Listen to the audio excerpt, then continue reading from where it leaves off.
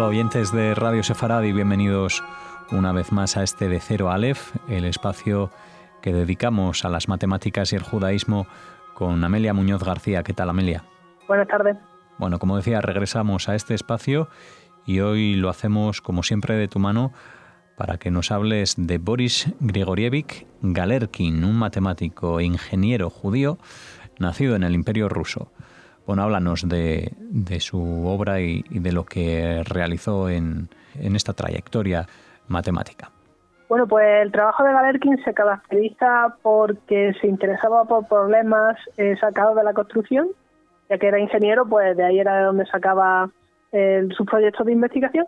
Entonces los abordaba desde un punto de vista matemático y en un momento determinado pues inventó un método para poder resolver ecuaciones difíciles, en otro estudia determinados tipos de ecuaciones asociadas con superficies. Para comentar un poco sobre la juventud de Boris Grigorievich, él nace en 1871 en el seno de una familia judía de clase baja.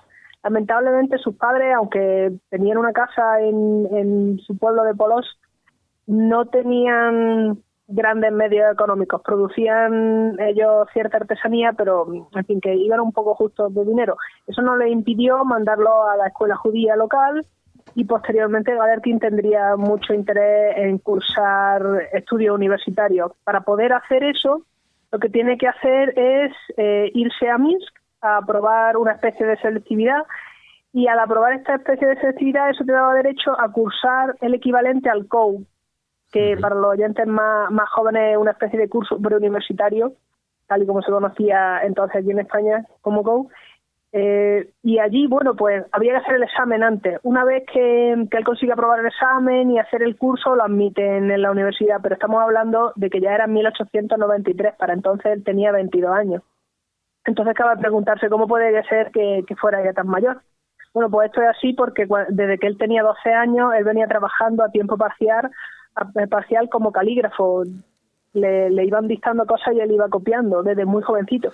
Y entre eso y que su padre, por convicciones políticas, decide no enseñarle ruso, pues se le va retrasando un poco la edad de entrar a una universidad. Sin embargo, cuando él consigue aprobar el curso, va a ser admitido en el Instituto Tecnológico Estatal de San Petersburgo, donde decide cursar estudios tanto de matemáticas como de ingeniería. Esto ha de combinarlo con un trabajo para poder mantenerse, porque, como hemos comentado, sus padres no podían permitirse el lujo de mandarlo a una ciudad fuera, a un college, ni nada por el estilo. Y bueno, él lo que hace es que al principio es un tutor privado, es decir, da clases particulares, y a partir de 1896 lo que hace es que tiene suficientes conocimientos universitarios como para buscarse un trabajo un poquito mejor, y lo contratan como diseñador o dibujante técnico en una empresa.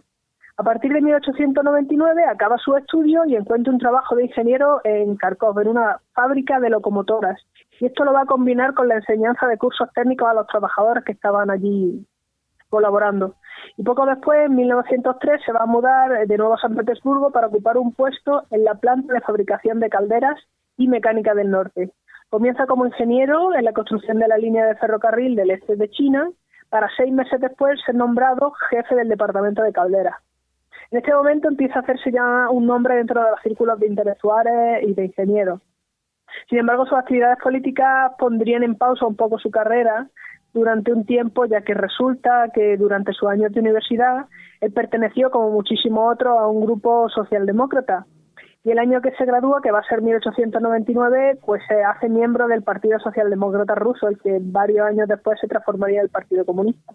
Esto es una actividad peligrosa en el momento en el que él lo hace, teniendo en cuenta que faltaban unos 20 años para que desapareciera la Rusia de los zares de manera definitiva.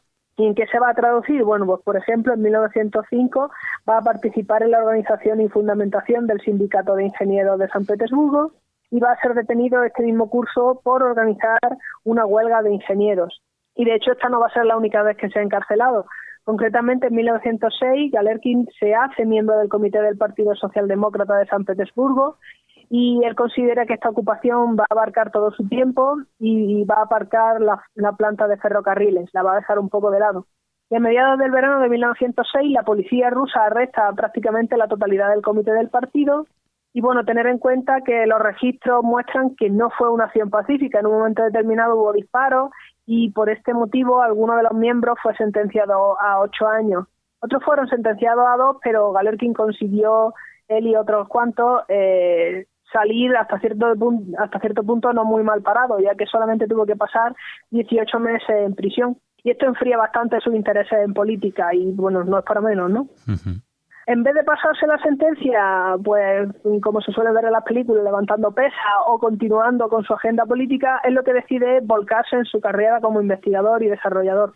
Por ejemplo, él va a ayudar a diseñar y construir una planta de energía basada en turbinas de vapor durante su época en prisión. Y su primer trabajo de investigación lo va a publicar en 1908 y va a basarse en va a estar concentrado en curvaturas longitudinales. Esto ya sí son matemáticas. Y lo va a escribir desde prisión.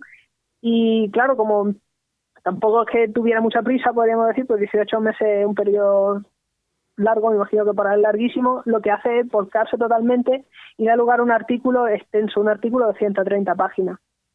Bueno, en la teoría de curvatura longitudinal la inicia Euler unos cuantos años antes, bastantes años antes, hablando de pandeo o inestabilidad elástica, que puede tener lugar en lo que se llaman elementos comprimidos esbeltos. Vamos a pensar en una viga puesta en vertical, ¿no?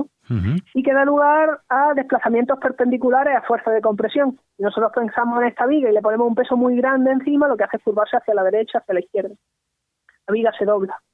Bueno, pues Euler da lugar a una fórmula para el cálculo de carga crítica que se le puede poner a este tipo de elementos sin que colapsen, y Galerkin lo que hace es expandir y construir a partir de la base que plantea Euler, estudiando curvatura de manera teórica y posteriormente aplicándola a situaciones tales como marcos conjunturas rígidas, sistemas de marcos de varios pisos, etcétera. Es decir, estructuras grandes que puedan sostener un edificio. En 1908 también va a conseguir un trabajo en el Instituto Tecnológico de San Petersburgo, una vez que había salido de la cárcel, por supuesto, y a partir del año siguiente lo que hace es emplear su tiempo libre en viajar por Europa, estudiando edificios y construcciones diversas, por ejemplo en Alemania, en Austria, en Suiza, y esta costumbre la mantiene hasta 1914, que por motivo de la guerra decide parar. Y bueno, todo esto lo complementa con otros puestos. Por ejemplo, a partir de 1919 va a enseñar en el Instituto Politécnico para Mujeres, así como va a publicar con regularidad normalmente en revistas de ingeniería, pero no de manera exclusiva. Sin embargo, cuando deja de viajar, se vuelca en las matemáticas, haciendo en 1915 su publicación más famosa, lo que se llaman los métodos de elementos finitos, que son métodos para aproximar la integración de ecuaciones diferenciales que actualmente se conocen como métodos de Galerkin. Estos métodos también se conocen como Usnov-Galerkin, Petrov-Galerkin y Ritz-Galerkin. Ahora veremos por qué. Y son una clase de procedimientos que lo que hacen es transformar problemas de operadores continuos, en particular de ecuaciones diferenciales, que suelen ser difíciles de resolver y que es difícil de implementar en ordenadores. Lo que pasa es que él no estaba pensando en eso en ese momento, sino más bien en resolución manual. Bueno, pues estos problemas difíciles lo que hace es discretizarlos, es decir, los transforma en problemas discretos, en problemas numéricos que son más sencillos en términos de resolución, aunque luego pueden dar lugar a una cantidad enorme de cálculos, pero siempre que los cálculos no sean muy difíciles, uno se ha quitado un problema grande del medio. Bueno, pues este problema más sencillo se resuelve entonces por medio de unos métodos de aproximación que van a ser pues, los de Usnov, los de Petrov, etcétera. De ahí la asociación del nombre de Galerkin con el de otro matemático, el método extra que va a utilizar para resolver el último paso. Bueno, esta manera de abordar problemas difíciles la descubre originalmente Ritz para otro contexto y Galerkin lo que hace es ampliarlo y desarrollarlo para lo que a él le interesa. También me gustaría destacar que a pesar de haber pasado más de un siglo desde su desarrollo, el método de elementos finitos, lo que actualmente se conoce como MEF, se usa hoy día abundantemente, no está obsoleto. Uh-huh. Y se puede encontrar en resolución de problemas de mecánica, de termodinámica, electromagnetismo, hidrodinámica, básicamente cualquier problema que uno se cruce con ecuaciones diferenciales y dé lugar a que se aplique.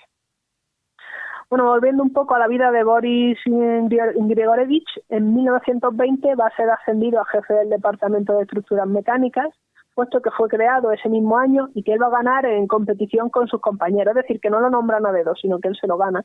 De hecho, todos los puestos que va a ocupar desde el punto de vista universitario van a ser así. Este trabajo lo compagina con los puestos equivalentes en el Instituto de Ingeniería de la Comunicación en Leningrado y el de Mecánica Estructural también en la Universidad de Leningrado. Al año siguiente ayudaría a reabrir la Sociedad de Matemática y Física de Petrogrado, lo que antiguamente se llamaba Sociedad Matemática de San Petersburgo. Y en 1922 Galerkin lo que hace es cambiarse a la Facultad de Ingeniería Civil, ocupando una cátedra dejada por un colega suyo que había emigrado a Polonia. Se dice que el motivo por el que se cambia era porque la ingeniería civil estaba más cerca de lo que a él le interesaba. Y sin embargo, en 1923, muy poco tiempo después, va a ser nombrado decano del Instituto Politécnico de Ingeniería Civil. Es decir, que no va a pasarse mucho tiempo cultivando ese puesto, sino que al ser una persona conocida, lo van a ir ascendiendo acorde al punto en el que tendría que estar de acuerdo a su edad. Así que ese retraso al principio por empezar la universidad siendo más joven, a la larga no va a suponer un problema en su carrera universitaria.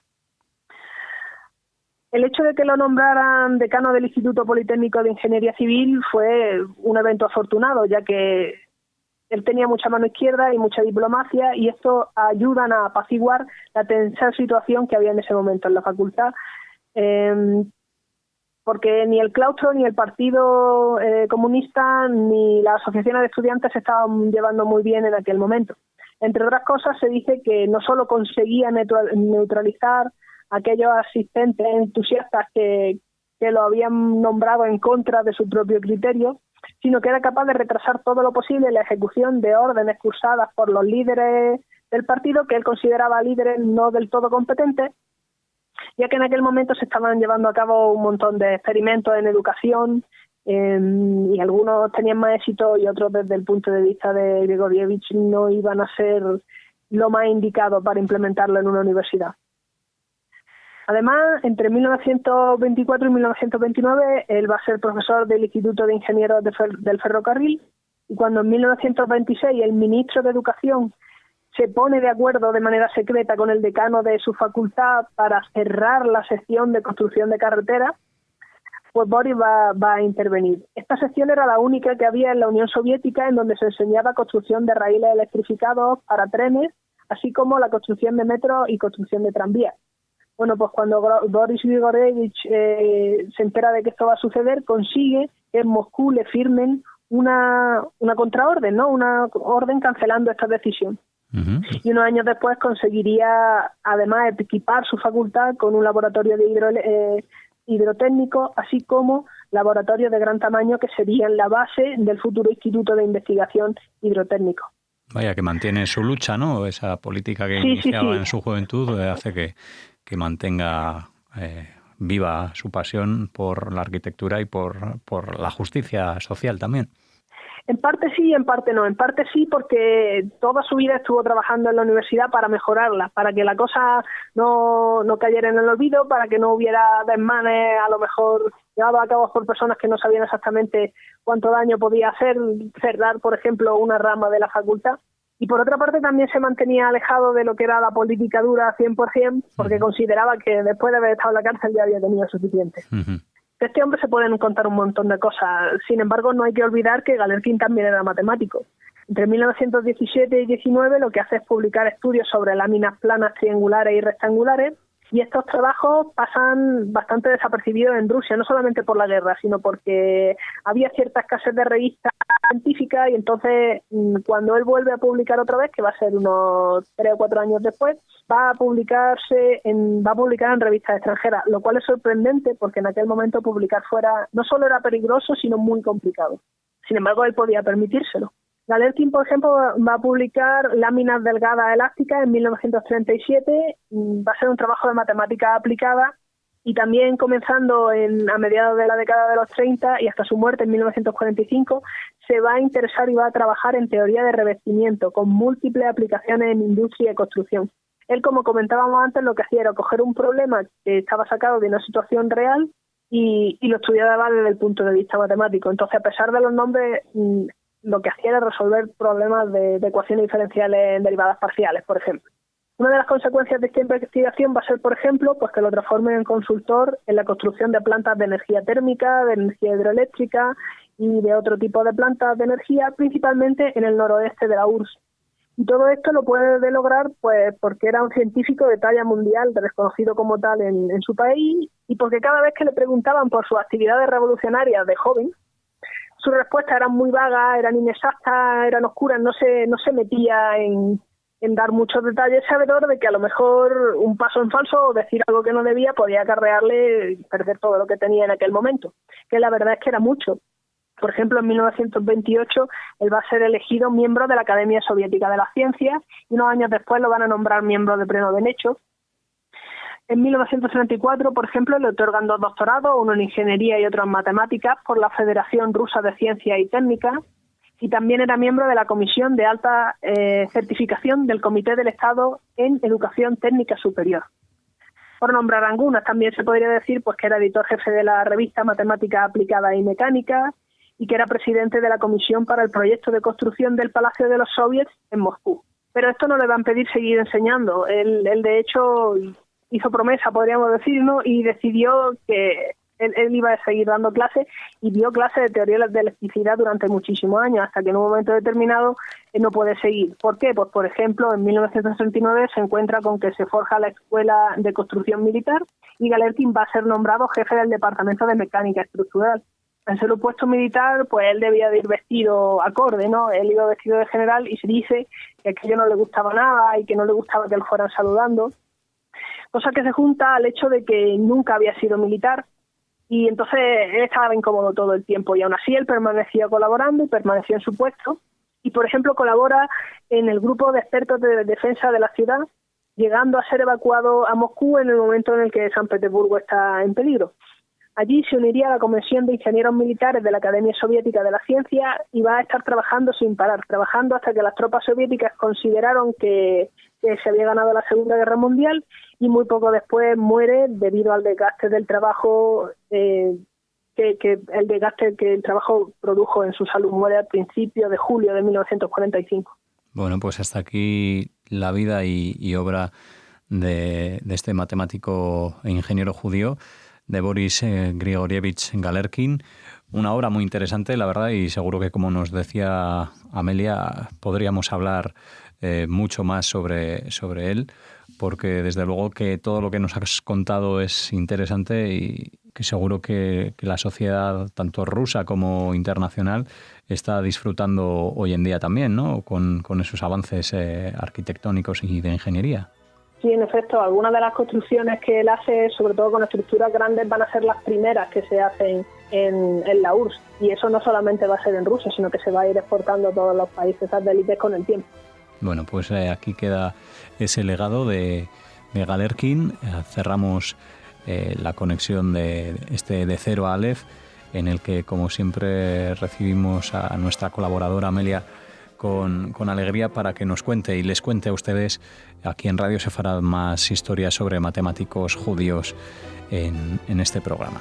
Hasta la próxima. Hasta la próxima.